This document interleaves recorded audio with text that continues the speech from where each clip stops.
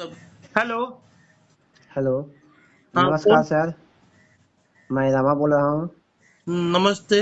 बोलिए। नमस्कार सर। दिव्यांगों का कुछ समस्या है, उसको आप वर्णन कीजिएगा सर। हम्म।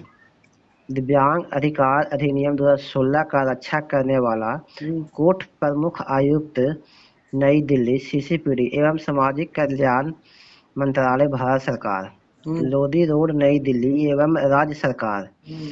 आयुक्त, हम्म। सामाजिक कल्याण विभाग, राज्य सरकार दिव्यांग विकास के अवरोधक बनकर बैठे हैं। हम्म। यह कैसे? इसके बारे में समझने के लिए सबसे पहले आपको विस्तार पूर्वक सारी बातों को समझना होगा। जी सर। विस्तार पूर्वक आप सारी तथ्यों को समझे। सबसे पहला बात कि दिव्यांग अधिकार अधिनियम 2016 जब ये बना था तब इनको ये जिम्मेदारी दी गई थी कि आप दिव्यांगों के अधिकार का रक्षा करेंगे। ठीक है। जिस प्रकार से अन्य व्यक्तियों के लिए मानव अधिकार बना हुआ है, जिस प्रकार से महिलाओं के लिए महिला आयुक्त बना हुआ है, ठीक है, जिस प्रकार से अल्पसंख्यकों के लिए अल्पसंख्यक आयुक्त है, और जिस प्रकार से ओबीसी को रक्षा करने के लिए ओबीसी आयुक्त बना हुआ है, उसी प्रकार से दिव्यांगों के अधिकार का रक्षा करने के लिए दिव्यांग आयुक्त या प्रमुख आयुक्त का गठन किया गया। लेकिन प्रमुख आयुक्त कहीं न कहीं अपने समाज को न्याय प्रणाली से भटकाने का कोशिश कर रहे हैं। मैं बात कर रहा हूं दिल्ली सीसीपीटी कोर्ट की, जो दिव्यांग जनों के लिए विशेष कोर्ट है। लेकिन वहां कंप्लेन करने के बाद आपको ये सुनने को मिलता है या प्राप्त होता है कि हम समस्या का पत्र बना दिए हैं, हमने समाधान की बात की है, लेकिन संबंधित विभाग उस समाधान को नहीं करता है, यानी उस समस्या का समाधान नहीं करता है, तो हम कुछ नहीं कर सकते हैं। आप हाई कोर्ट के शरण में जाइए, आप सुप्रीम कोर्ट के शरण में जाइए, आप फलाना जगह जाइए, आप चिलाना जगह जाइए। इसके लिए कहीं न कहीं हमारा प्रमुख आयुक्त कार्यालय पूरी तरह से जिम्मेदार है। लेकिन आप सर आप सीसी आप पूरे भारत के दिव्यांगों को बरगला सकते हैं, लेकिन सौरभ कुमार को बरगलाना आपके लिए बहुत महंगा पड़ेगा। लेकिन सर सीसीपीडी ने एक को सवाल उठाया कि मेरे पास पावर नहीं है। क्या उसके पास पावर नहीं है? इस संबंध में आप क्या कहना चाहेंगे? मैं आगे उसी तथ्य पे आ रहा था, उसी बात पे आता रहा था और उसी निष्कर्ष पे आ रहा था जी सर। कि जब उनके पास यह पावर नहीं है, या राज्य आयुक्त कहते हैं कि हमारे पास दंड का प्रावधान नहीं है, तो गौर से सुनिएगा पूरे भारत के दिव्यांग, ये दंड का प्रावधान का नियम कहां से आया? जिनेवा से आया। जिनेवा से आया, और ये दंड का प्रावधान सामाजिक कल्याण अधिकारिता मंत्रालय के लेटर पैड पे अंकित हुआ कि दिव्यांग अधिनियम 2016 की सबसे बड़ी विशेषता है कि अगर कोई इसे नहीं मानेगा तो यह पहली बार समानता का अधिकार आया है और दंड का प्रावधान आया है। अब दंड के प्रावधान को 3 फेज में बांटा गया। पहला phase, second phase, third phase, fourth phase. ठीक है। तो ये लोग कहते हैं कि हमें दंड देने का कोई अथी नहीं है, अधिकार नहीं है।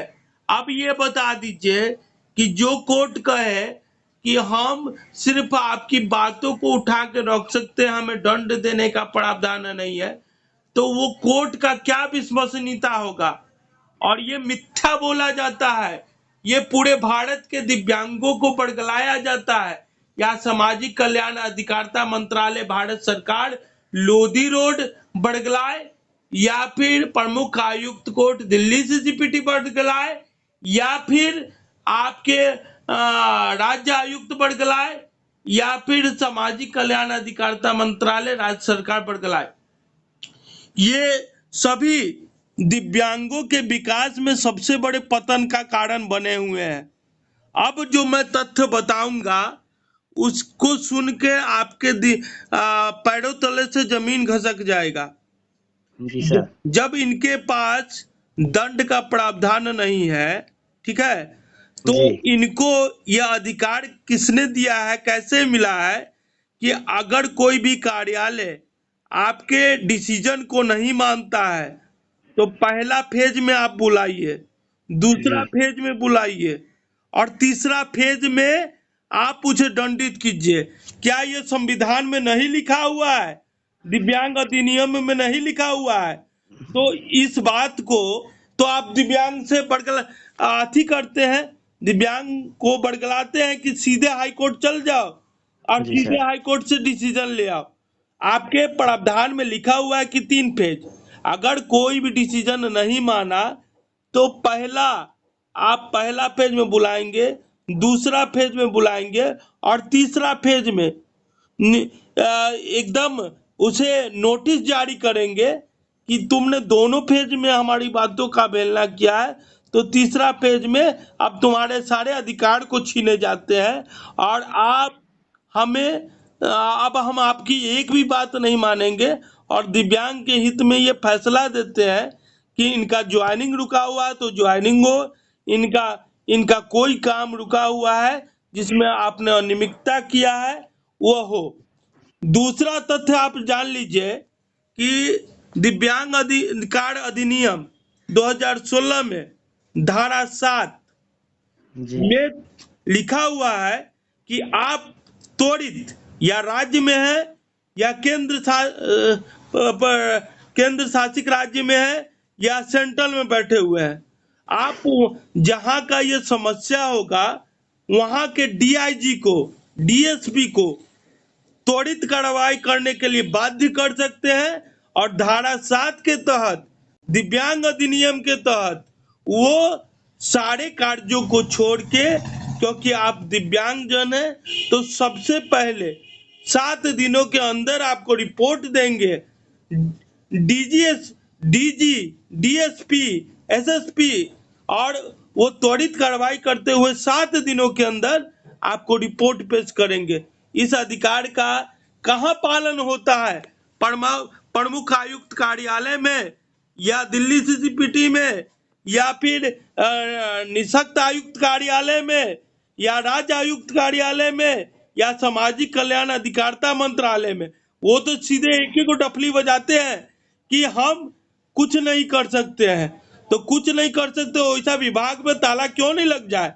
दूसरा चीज कि रोजगार का जो सृजन है उसके लिए धारा 7 और धारा 34 खुलेआम रूप से बना हुआ है।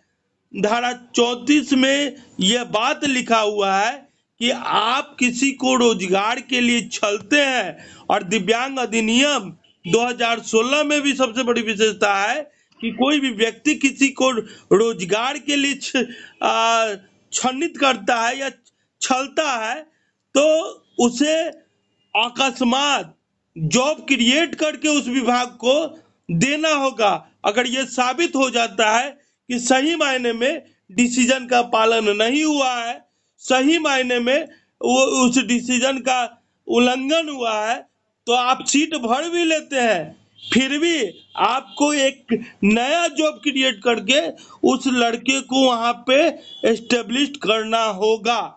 उसके अलावा जो प्रमुख आयुक्त कोर्ट हो या निःशक्त विभाग या दिव्यांगजन विभाग जो भी कह ले, तो ये जो कोर्ट है, ये जो राज्य आयुक्त के तहत है, तो उसमें धारा 77, धारा 75, धारा 74, धारा 75, और उसके तहत 77, 78, 79, 80, 81, 82 तक जो धाराएं हैं वह इंगित करती है कि ये जो है वह कमिश्नर रैंक का आदमी यहाँ बैठा हुआ है। कमिश्नर रैंक का आदमी बैठ के और वह उसका पालन करवाएगा। इसका जो पावर होता है वो सिविल कोर्ट के बराबर होता है। वो मतलब वो उनके लेटर पैड पर भी लिखा होता है।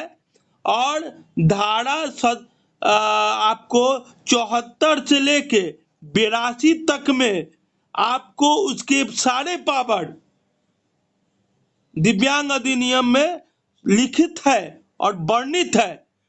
फिर भी न जाने क्यों वो दिव्यांग को हमेशा से अपने पावर से वंचित करते हैं और यह बताने का कोशिश करते हैं कि बउआ हमारा हाथ में कुछ ना हो, चल जो हाई कोर्ट, चल जो सिविल कोर्ट, जब सब जगह वो चलिए जाएगा तो आप लोग किस लिए बने हुए हैं? विगत समय में जो राज्य के आयुक्त बने और जो अपने को मसीहा कहते हैं, बहुत से आयुक्त ऐसे बने जो नॉन गवर्नमेंट ऑर्गेनाइजेशन के बने, जिन्होंने भी यह डफली बजाया। सिर्फ फोटोग्राफी, बायोग्राफी। वास्तविक स्थिति में उनकी सभाओं में हंगामा मच रहा था और पेपर पर बहुत अच्छे अच्छे बात छप रहे थे पैसे के माध्यम से। तो ऐसे में क्या दिव्यांगों का कल्याण हो जाएगा? तो दिव्यांग अपना कल्याण कर ले। और सबसे बड़ी बात है, इस बात पर गौर कीजिएगा कि हम लोग जो है वो किसी वक्तव्य को दे सकते हैं, समाज को जागरूक कर सकते हैं, समाज को सही आईना दिखा सकते हैं, लेकिन नीति देश चलता है नीति निर्देशक तत्वों पे, नीतियों पे, नियमों और सिद्धांतों पे। अगर वहां पर बैठे हुए पदाधिकारी उस नीति का पालन सही तरीके से नहीं करे तो किसी समाज का विनाश हो जाएगा। और यही कारण है कि आज दिव्यांग समाज का विनाश हो रहा है। जी सर। जी सर, जानकारी देने के लिए धन्यवाद सर।